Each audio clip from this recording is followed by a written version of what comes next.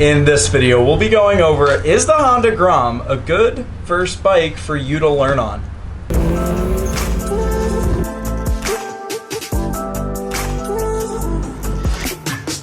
So let's jump right into it and dissect why this is a good bike, and then we'll talk about why I don't think it's the best bike to learn on later on. I'll give you all my thoughts, all my opinions on this dicey subject with this bike that so many people like. So let's start off with all of the perks, all of the pros, all of the reasons why you want to start on a Grom. Firstly, in the grand scheme of things, it doesn't cost that much money to buy one of these bikes. It's only a few $1,000s to buy one of these brand new. And you can pick them up on the used market. I got this for under $2K. Now I'll be able to resell it for more, but that's a whole nother subject. Anyway, these aren't that expensive. Now I know for a lot of you beginning riders who are just learning how to ride, who don't have any gear like the jacket or the helmet, who are working with a really limited budget, that seems like a lot of money. You may be looking to spend only $1,000, in which case you wouldn't be able to afford the Grom. However, compared to other bikes on the market and what you may be looking at, it is pretty inexpensive for one of these. So that is the first reason why it's a good bike. Number two is that there's a pretty big market for these bikes and they don't care if it's been dropped. So if you're learning how to ride and in the event that you fall over for whatever reason, if the bike tips, if you get hit, which would be horrible, but accidents do happen, if something like that comes up and the bike is damaged in any way, it's not going to diminish the value that much compared to others on the market, because a lot of people like to build these, so they don't care if the plastics are in the best shape because they're going to put new ones on, or they don't care if something happens to it because parts are so ridiculously freaking cheap for these things because they're a really small bike. A lot of people like to customize them and put drop links and different chains and different everything, exhausts. So they won't care if the exhaust is scraped up or if they need to do a little work because they're like Legos. People like to build these. So when you go to resell it, after you've tipped it over, after you've dropped it, after something's happened to it, it's not the end of the world compared to, let's say, a Ducati or anything really European where the buyers and the crowd are like, oh no, it's been dropped. Ah! So people aren't freaking out with a little Grom if it's fallen over. Next up is that it doesn't have the power to get you killed. Now you may be looking at different bikes and the reason that you're interested in learning how to ride is to go super fast for super cheap. And so you're looking at leader bikes and you're like, oh my gosh, 200 horsepower on a motorcycle, that's more than my car has. And you're thinking, oh, let's get started on a leader bike. No, you're gonna ruin yourself. You're gonna absolutely wreck yourself if you do that. So don't start on something crazy, and this doesn't even have the power stock to go 60. So the chances of you really wrecking yourself, really ruining yourself if you get cocky, if you get too confident and you go to really crank that throttle, nothing happens on this bike. So it's a pretty safe bet.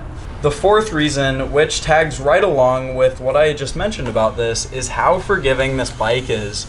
So if you're starting off, if you're learning how to ride and just getting a feel for the clutch and the brake pedal and the front brake and all of the things on a bike that you have to learn because you've never ridden one of these before, this is an incredibly forgiving machine. Meaning if you drop the clutch too fast, it's not going to launch you backwards, or if you hit the brakes maybe a little bit too hard, it's not that big of a deal. If we come on over and get on the bike, you can see there's a lot of room to lean. If you are going to tip it over, oh no, my Grom! You can pick it right back up because it's so light and it's so easy to maneuver, and really anybody of any size, whether you're 6 feet like me or come in at 5 feet, 5.5, whatever height you are, you'll be able to firmly plant your legs down. You'll be able to manage and maneuver the bike pretty easily compared to something that's huge, that's heavy, that if you start going down, oh no, you wouldn't be able to save that easily. So that is the next reason why the Grom is such a good beginner's bike. Now the fifth reason why I love the Grom as a beginner's bike is because once you outgrow it, once you decide it's time to move on, you've learned how to ride, the bike doesn't depreciate that much. If you look on the market, If you look on the market at the prices for different Groms, a 2020 or a 2021, compared to this being a 2015, it doesn't drop that much in value. I picked this up for an insane deal, but I'll still be able to sell this bike for nearly what MSRP is, which is pretty crazy.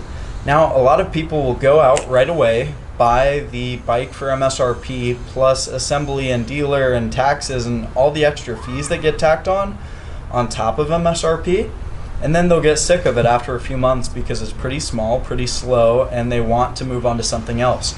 If you're able to buy that bike slightly used, you'll be able to ride it for hundreds, thousands of miles, learn how to ride, and then sell it for what you bought it for, if not profit on what you bought the Grom for, which is amazing. And quick plug here, if you're interested in learning how to do just that, if you're interested in learning how to ride for free or even turn a profit on bikes like a Grom or literally anything else, get free gear like helmets and jackets, then hit the link down below to learn more. But I digress. Back to the video. These retain their value like crazy, so you can ride it for a season, you can ride it for a year, and then move on, and it's still going to be worth what you bought it for probably. And if you have to do any sort of maintenance to it, if you have to do anything else, it's a really cheap bike to work on. It needs like an oil change, maybe tires, and maybe brakes, but there's not too much to stop. It's not a big heavy bike that's going to be going 200 miles an hour that you need to put a lot of stopping force on. It's not a bike that's particularly heavy, so it's not going to wear out the tires too fast.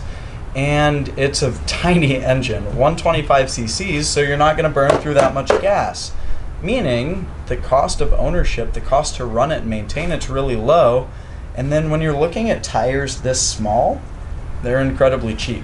So all of those reasons are why the Honda Grom is the best first bike, the best bike to learn on ever of all time. Hopefully you liked that video. If you did, give it a thumbs up, drop a comment down below telling me what you think. I respond to every single comment that I get. Subscribe to the channel. What do you want to see on the channel? And most importantly, if you're interested in learning how to profitably ride, how to ride for free, how to get free gear, and even make money with any bike, then hit the link down below to learn a step-by-step process on how you can do just that. Any bike in any market, this works. With that in mind, I will see you on the next video.